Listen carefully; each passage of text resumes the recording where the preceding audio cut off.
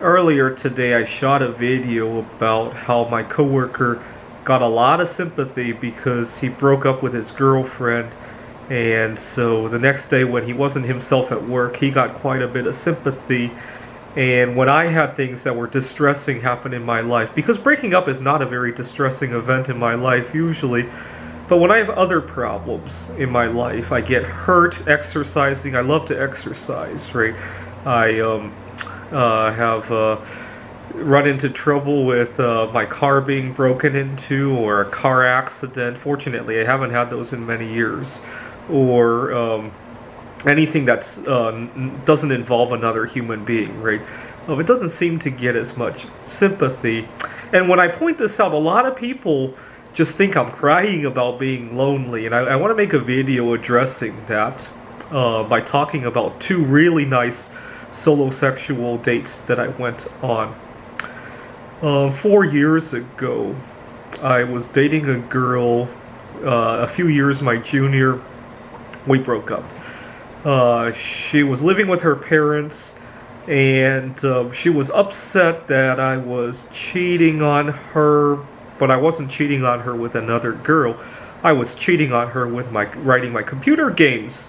That year we had a conference in Amsterdam, and the game 2048 was really popular at the time, and I really wanted to enter that game.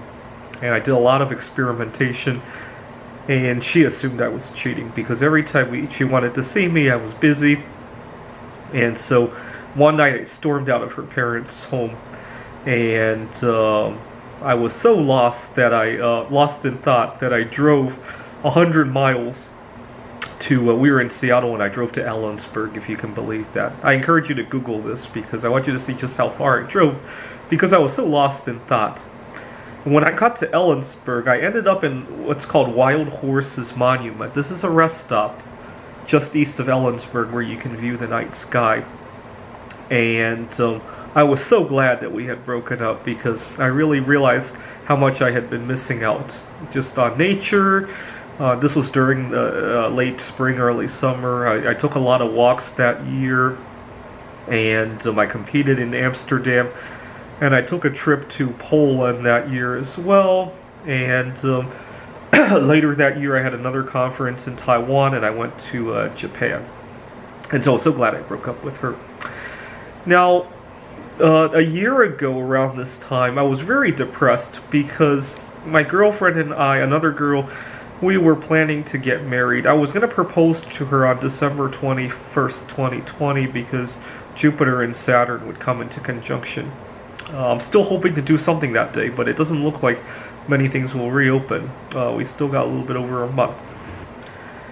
Anyway, so on Valentine's Day 2020, she happened to be away for some kind of a school event anyhow, so I decided to go out alone as what I thought would be my last solo sexual Valentine's Day date. And I went to a steakhouse here in Redmond, and not long after I came back from that steakhouse, one day I went to, we have a coffee shop called Mercury's Coffee here, and they had boxed off every other seat in the coffee shop, and there was this new buzzword that we needed to practice social distancing.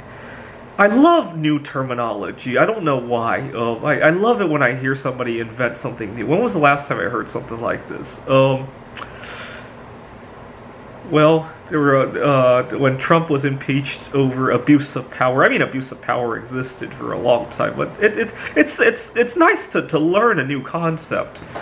And I like social distancing in general because I have allergies to very dusty foods. Sometimes people eat very dusty, especially at a coffee shop, right? You got pastries that have milk in them, and then they dust their hands everywhere.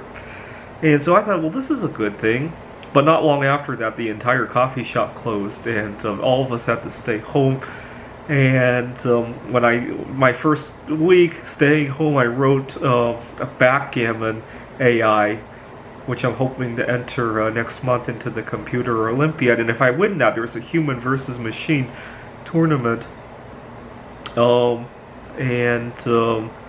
much better than last year when I was nervous about the end of my single life coming to a close. Anyway, no, I'm not lonely, bitter, or anything like that. I think people just use that as an excuse because they want to be on top of me, right? Anyway, very happy times, and I hope in my lifetime I'll have a few more waves of having life all to myself. You know, I keep thinking about Home Alone 2 when Kevin arrived in New York and he was all alone. For a second he was anxious about it, and then he had the best time of his life. That's how it is every time I break up. Thanks for watching.